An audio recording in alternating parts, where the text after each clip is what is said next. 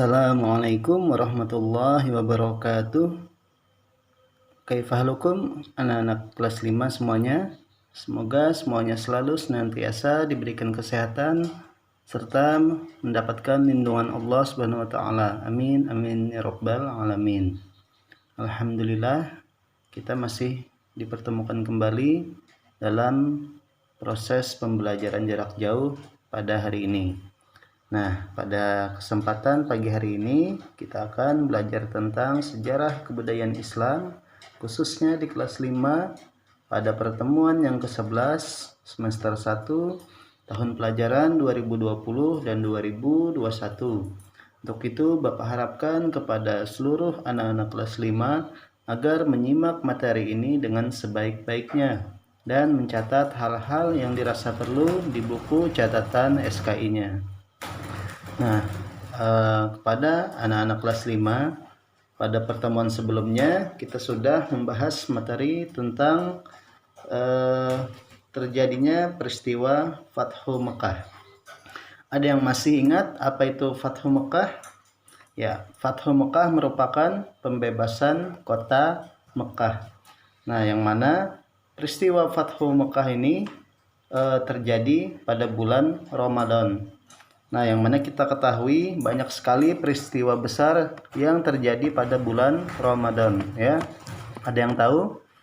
Nah, salah satunya yaitu ada nuzulul Quran atau turunnya Al-Quran. Nah, kemudian ada juga Lailatul Qadar, ya, malam 1000 bulan. Nah, kemudian juga ada yang namanya Perang Badar. Itu terjadi pada bulan Ramadan. Nah, kemudian ada penghancuran berhala. Nah, di sini setelah Nabi Muhammad memasuki kota Mekah, beliau menyuruhkan untuk menghancurkan patung berhala yang ada di sekitar Ka'bah, ya, supaya penduduk Mekah tidak lagi menyembah berhala melainkan menyembah Allah Subhanahu wa taala. Nah, kemudian peristiwa yang terjadi pada bulan Ramadan ada juga wafatnya istri Nabi Muhammad yaitu Aisyah, ya. Kemudian ada wafatnya Ali bin Abi Thalib. Banyak sekali peristiwa-peristiwa besar yang terjadi pada bulan Ramadan. Nah, di sini dalam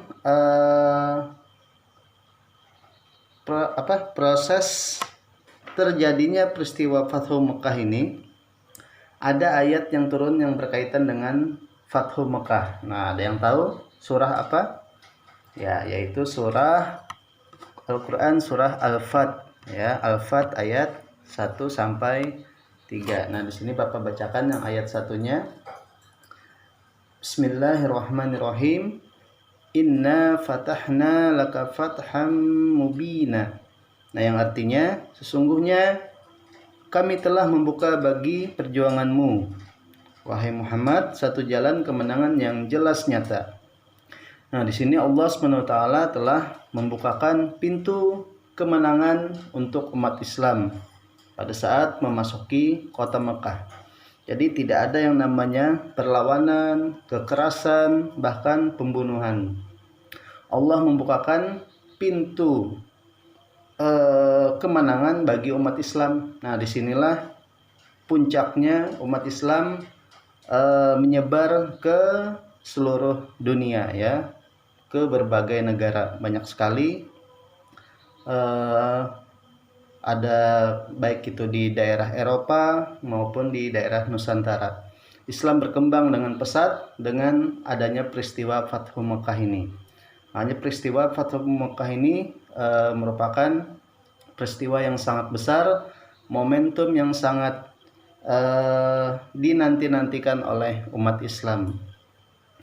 Nah, pada peristiwa Fathu Mekah ini itu dikatakan oleh Rasulullah Sallallahu Alaihi Wasallam bahwa barang siapa yang masuk ke rumah Abu Sufyan pasti akan aman.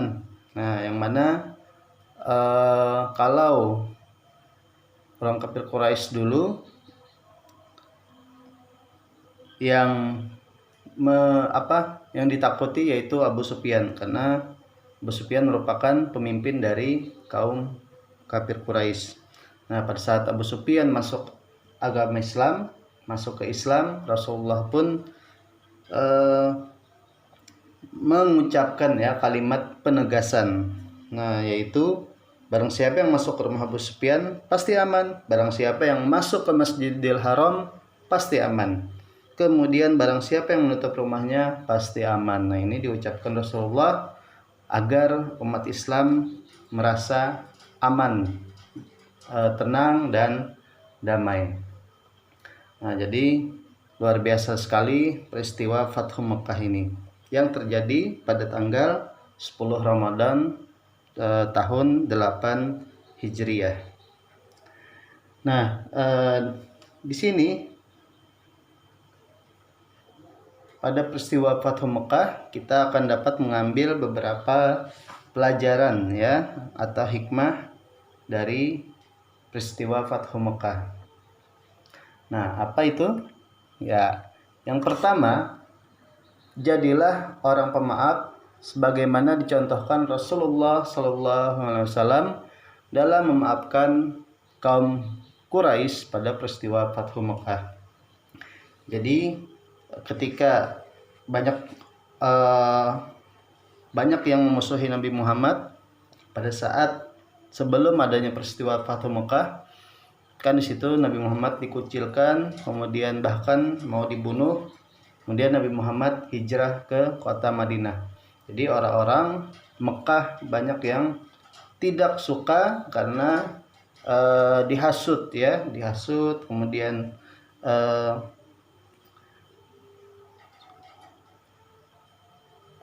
Nabi Muhammad juga dilupakan, padahal kota Makkah tersebut merupakan kota kelahiran dan merupakan tempat tinggal dari Nabi Muhammad SAW. Nah, di sini kita harus menjadi seorang yang pemaaf. Bagaimana cara memaafkan apabila ada orang yang berbuat salah kepada kita?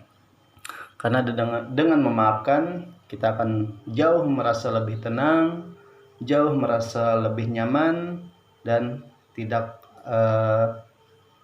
punya pikiran yang tidak baik ya. Nah, dengan pemaaf kita akan menjadi contoh ya. Kita akan menjadi contoh dari Nabi Muhammad SAW. Kita akan mencontohkan sifat dari Nabi Muhammad. Nah, kita coba. Kalau tidak mencoba, maka kita akan susah menjalaninya.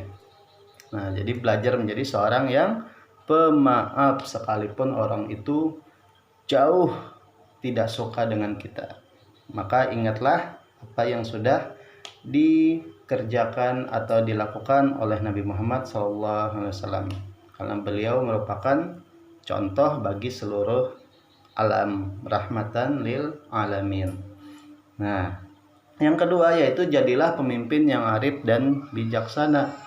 Rasulullah SAW memerintahkan agar melindungi wanita dan anak-anak dalam penyerangan terhadap Mekah dan tidak membunuh musuh yang tidak melakukan perlawanan. Nah, jadi di sini Nabi Muhammad SAW mencontohkan agar pemimpin yang adil ya, yang tidak berpihak ke lain, melainkan bijaksana dalam mengambil setiap keputusan. Kemudian melindungi wanita, anak-anak, dan tidak membunuh musuh yang tidak melakukan perlawanan. Nah, jadi luar biasa sekali sifat dan perilaku yang dimiliki oleh Nabi Muhammad. Kita pun bisa kalaunya kita dapat menjalankannya dengan hati-hati dan lebih tenang. Jadi jangan sampai apabila kita nanti menjadi suatu pemimpin, kita tidak adil, kita tidak bijaksana, bahkan ingin menguasai apa yang kita kehendaki, maka ingatlah pesan Nabi Muhammad SAW agar bersifat adil dan bijaksana.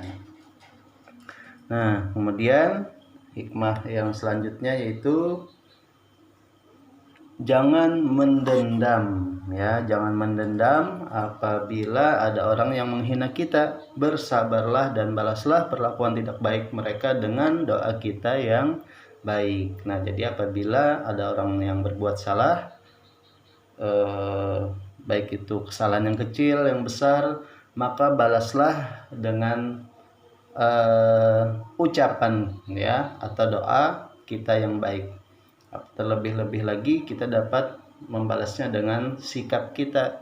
Nah, sikap kita yang baik, kalau tidak dapat maka doakan yang baik.